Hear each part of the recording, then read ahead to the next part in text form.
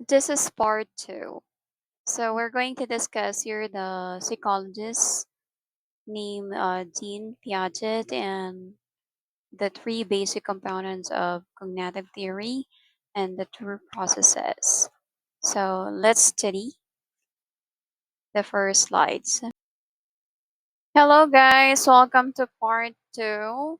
So this time we're going to study the psychologist who named Jean Piaget. He was really popular because he was the pioneer of the theory of cognitive. So siya ay isang psychologist na kilala dahil uh, one of his proponent is about the development of a child or a human. So him, according to him, ang theory of cognitive development ay isang comprehensive theory na kung saan it's talk about the development of a human intelligence. So there is a human intelligence which is pertaining to the ability to think or the ability to construct or acquire things. And itong theory na to, uh, it's knowing about the nature or knowledge itself. So, paano daw yung human nag-iisip, paano daw nagko-construct, at paano daw 'to ginagamit. According sa kanyang studies, ang cognitive development ay isang progressive reorganization for mental processes. So, ibig sabihin, our intelligence can be reorganized na nagre-result doon sa maturation at environmental experiences. So, yung experiences mo outside can help the children to be matured enough.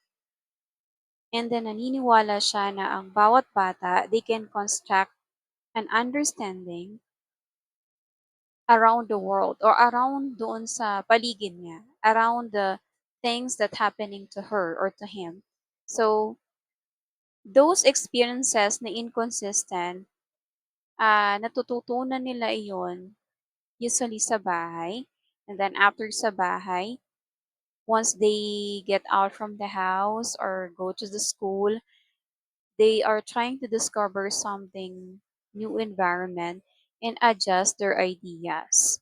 So, ganun po yung concept ni Piaget. Kaya tinawag na cognitive development.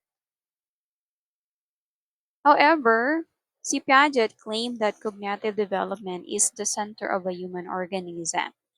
For example, yung language, diba?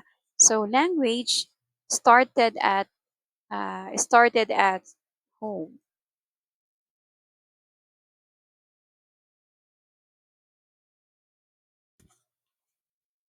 Alright, for instance daw ang language, nagsisimula siya sa bahay. And depend on the knowledge and understanding, the capacity to speak and express oneself through language. So sa bahay pa lang, the child is being trained kasi maraming kumakausap sa kanya sa house. And then through that, he or she was able to, utter, express himself or herself because of that languages. So, um, through that process, yung kanyang development of intelligence, conscious thought, and problem-solving ability ay nagsisimula pala from the infancy. So, meaning to say, kapag ang bata is nasa 2 to 3 years old, may mga bagay na siyang tinatanong sa kanyang mga magulang. So, they can express yung sa kanilang mga sarili.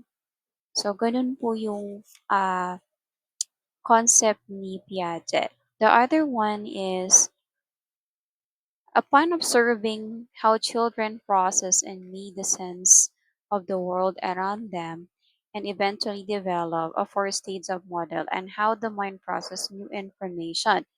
So dahil inobserbahan ni Piaget yung proseso ng pag-iisip ng isang bata and nakapag-create siya ng four-stage model. So, ano-ano ba 'to?